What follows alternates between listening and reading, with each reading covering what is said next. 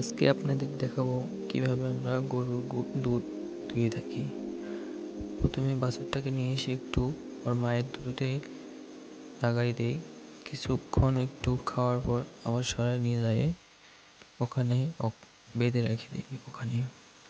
তারপর এইদিকে আমরা দুধ দহন শুরু করে দিই। এদিকে আমি গরুর গা নাড়ে দিচ্ছি যাতে গরু পা না ওঠায়। ওই কারণে গরুর দুধ বৃদ্ধি করার একটি প্রক্রিয়া হচ্ছে গরুকে দানাদার খাবার পর্যাপ্ত পরিমাণে দিতে হবে।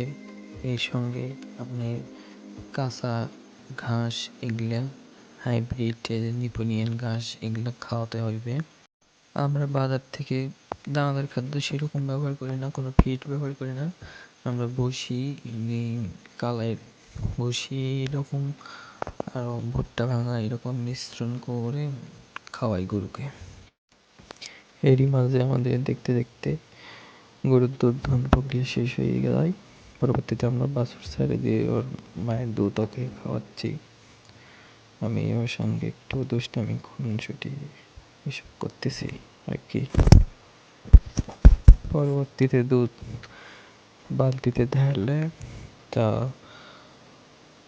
দেখানো হয়, তারপরে আপনার ওজন করে বাজারে বিক্রি করার জন্য পাঠানো হয়। এ পর্যন্ত সবাই ভালো থাকবেন, ধন্যবাদ।